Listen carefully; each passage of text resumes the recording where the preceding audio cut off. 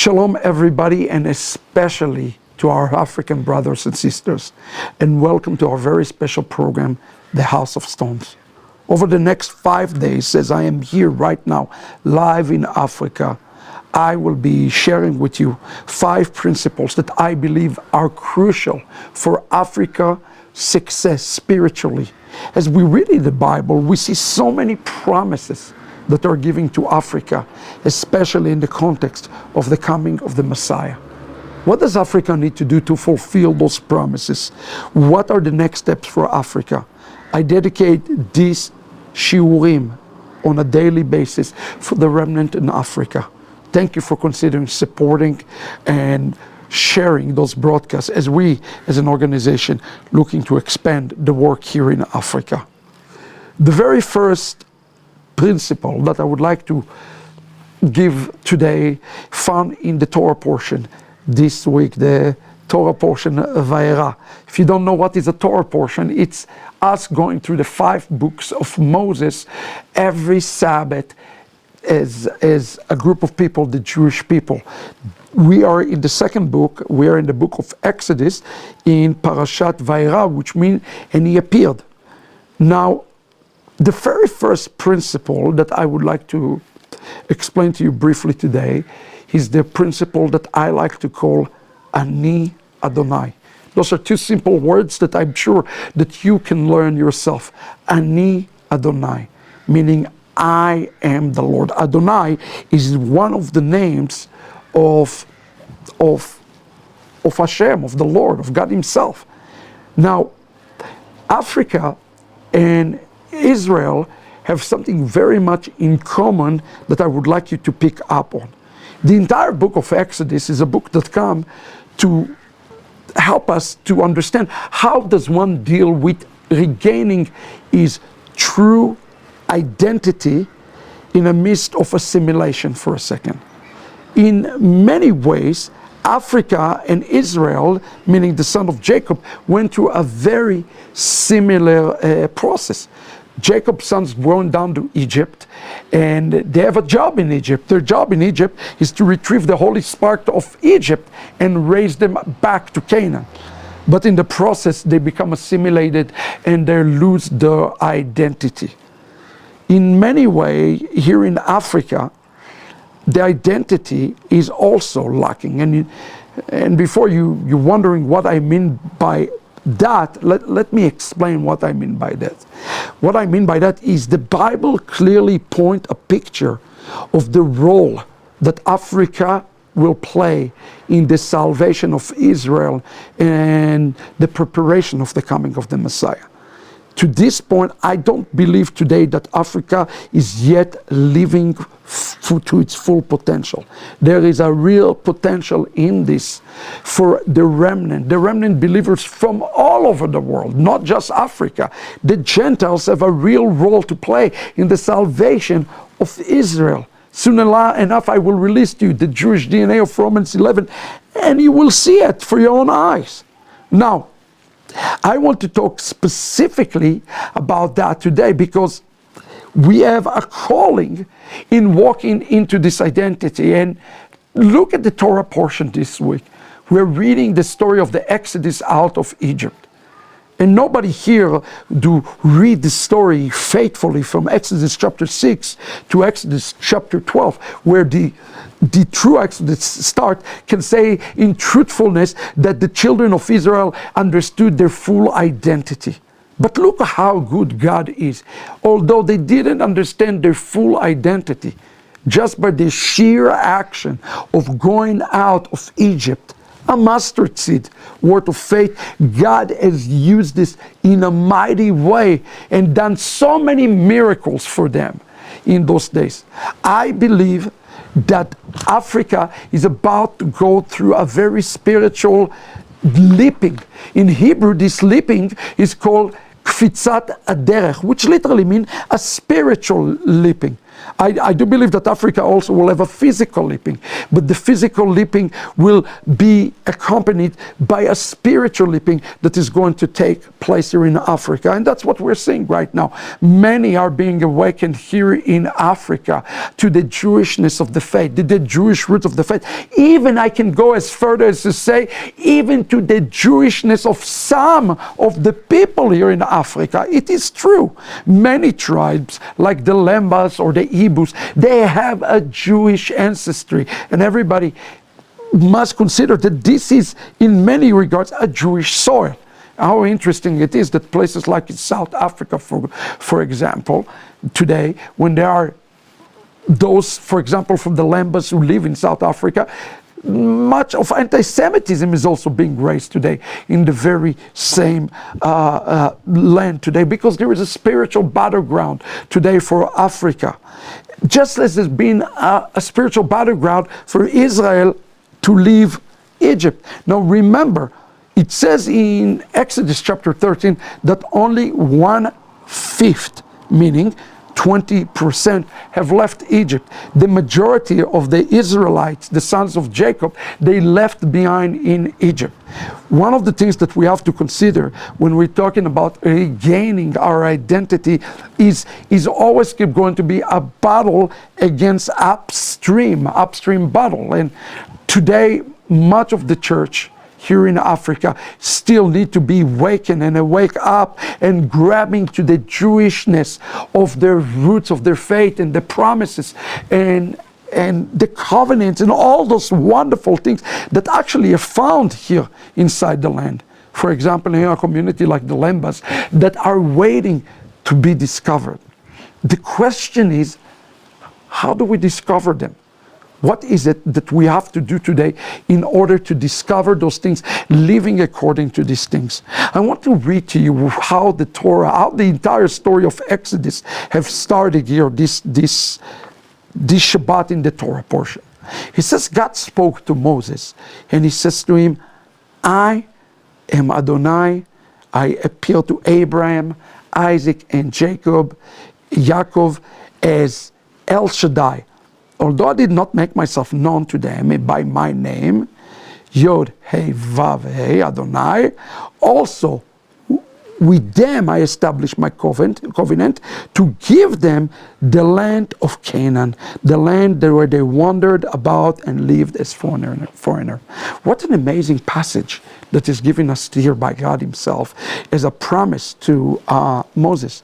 Notice here that it starts with the word I am Adonai. This is very important. That is, the verb in Hebrew is the I am verse, meaning I am not changing. And what I promise, I am going to make good on my promises. The rabbis of Israel tell us when God says I am, it means I am ready and willing to do things on another level. I am ready to expedite things. I'm ready to spiritually leap with you. I'm ready to give you these tools to jump forward. Why? Because I am Adonai. It's almost like you're standing in a red light and God says, I'm giving you now green light. I am giving you green light to move forward. Let me tell you something. I do believe right now that the green light is upon Africa in a powerful way. And he says here, it's not the way I appear to them as El Shaddai. I'm going to appear to you as Yod, He, Vav, He. What is that all about? Why did he decide to appear to them as Yod, He, Vav, He? What is the difference? You see, El Shaddai is also one of the name of God, but he's speaking about God in such a way that he himself doing things, but he's doing them behind the scene. In essence, he's protected Abraham, he spoke to Isaac, he spoke to Jacob, but he's doing it under some sort of a veil. God is always there, he's always present, he's always working, but he says, Ani Adonai, I want to show you something new. I want to remove the veil, and I want to show you really who I am in a way that is so personal, and it's so intimate. I want to show you the supernatural, Now I get it. The supernatural is abused. Sometimes we go to our synagogue and our churches and we want to see gold glitter come from heaven, and we want to see all the signs, wonders, and miracles. And the Torah even tells us, don't trust sign, wonders, and miracle. Be careful from sign, wonders, and miracle. They are a test for you. Trust God. But here is different. God does not say, I'm going to send you a messenger that will go and bring signs, wonder, and miracles. He says, no, you don't understand. I want to give you signs, wonders, and miracle in a way that you will know that it's me without a shadow of a doubt. And a matter of fact, our rabbis explain it. Nachmanides says, he explained that the use of the name Yodei Vav Hey does not refer to the different tenses, but also it's referred to the words causing to be. God is saying, I form and create. I intervene. Listen to this. I intervene the law of nature. I am above nature. I am supernatural. I'm above nature. I want to intervene the laws of nature and create changes thereof, miracles and wonders such as that are to occur in Egypt.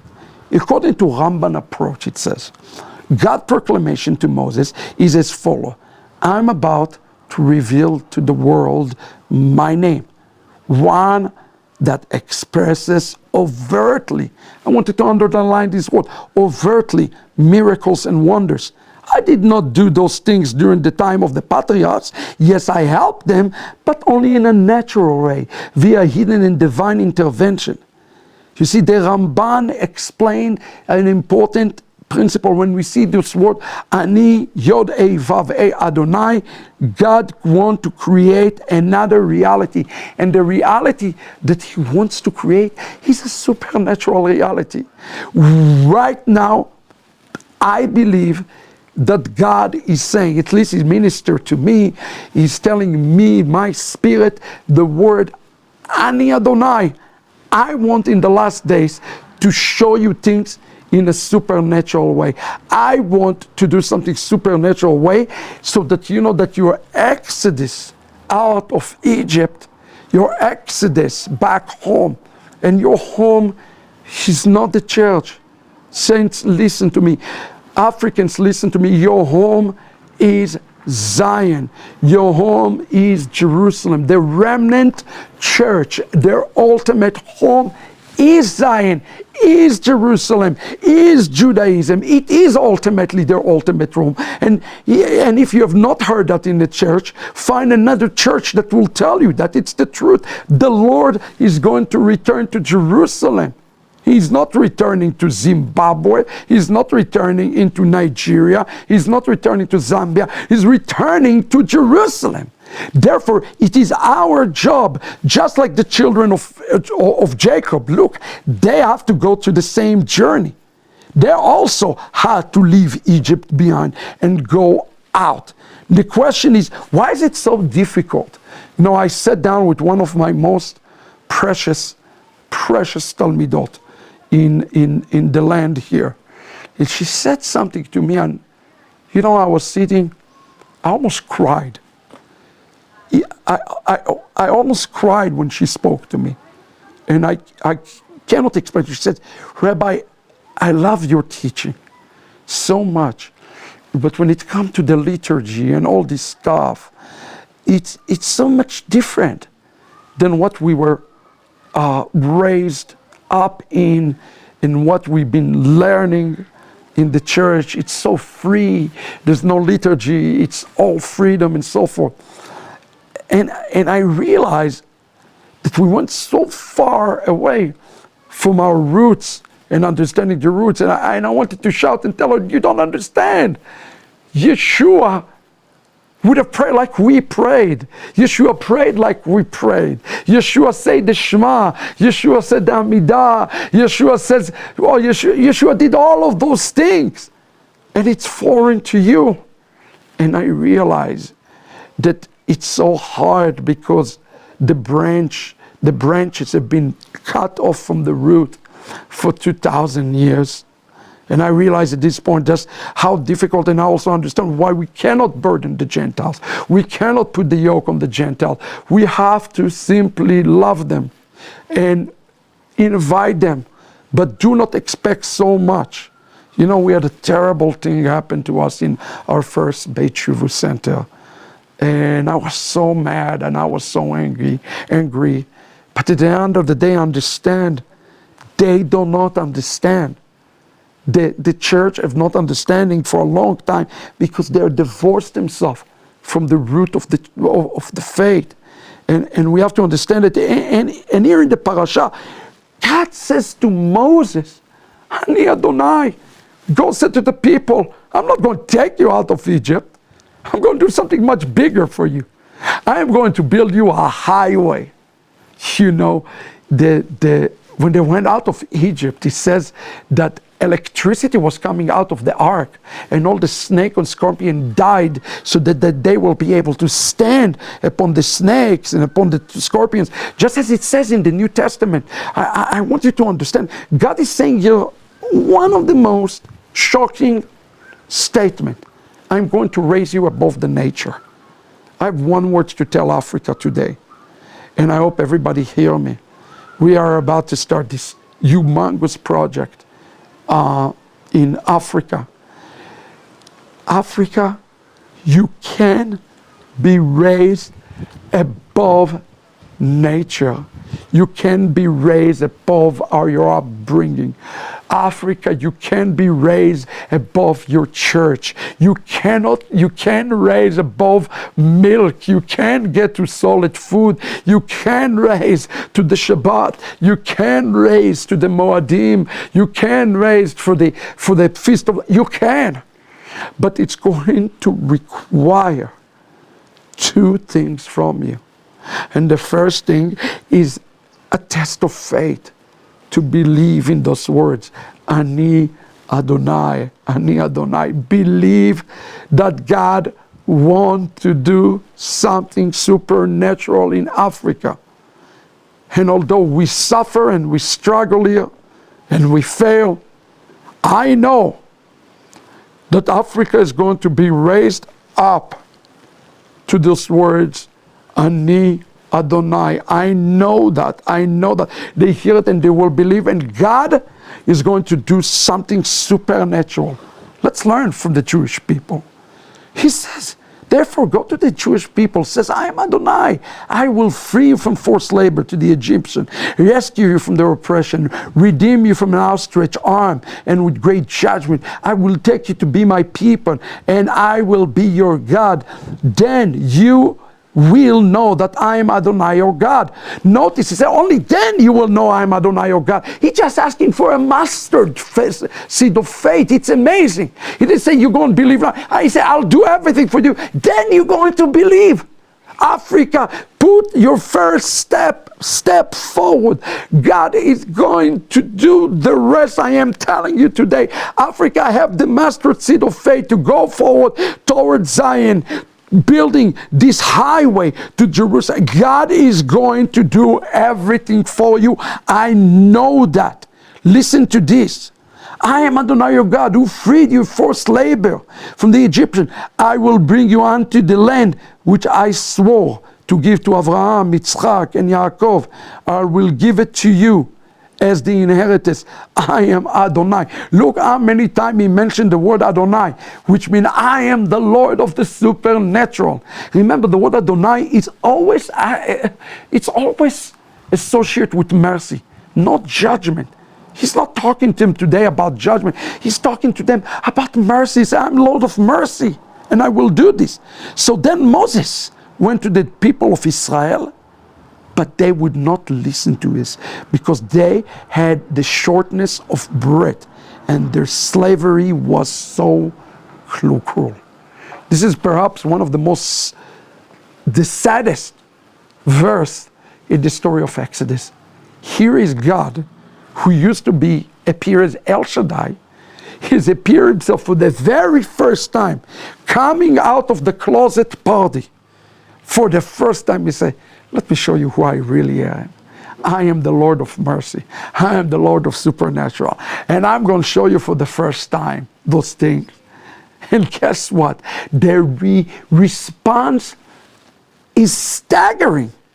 Is absolutely shocking to those promises given by God Himself. They're numb. They don't believe it. And the Torah says that they were lacking the Spirit. What is the Spirit that they were lacking? You see, I want to tell you today, people always ask me, what is the connection between the Spirit and the law, between the Spirit and the Torah? And although in the church they teach us sometimes that the Spirit and the law are contradictory, it's exact opposite. Brothers and sisters, the Spirit and the law always intend to work together. I want you to know this and believe this and understand this, that the Spirit and the law always will work together. The rabbis of Israel explained to us what spirit is missing. It was the spirit of Joseph. The spirit of Joseph is what they were lacking. Our Joseph has a name, and his name is Yeshua. In order for you to spiritually leap into the Jewishness of the faith and be part of building this house of stone here in Africa, the very first thing that you must possess is the spirit of Joseph. Notice, I'm not saying the spirit of Jesus, I'm saying the spirit of Joseph. Remember, Joseph had two faces. He had the face of the son of Yaakov, and he had the face as the second to the king of Egypt. Yeshua have two faces. He have the face of Yeshua, who go to the Shabbat, who celebrate the feast, who keep the jot and the tittle of the law. And we have the other one, the other Jesus, the Jesus that the church has made. The two are not the same, brothers and sisters. And in order for you to be this great builder, and to receive those words, Ani Adonai, meaning God is going to make you leap, the starting point for each Christian, to each Lemba, to each Hebrew, to each person in Africa, to each person that is not Jewish, is start by saying, I want the real Yeshua. It's as simple as that. Say today, I want the real Yeshua. That is your starting point. It has been revealed. The Joseph, the Yeshua, the authentic Yeshua, then your journey into the Jewishness of the faith will be very simple.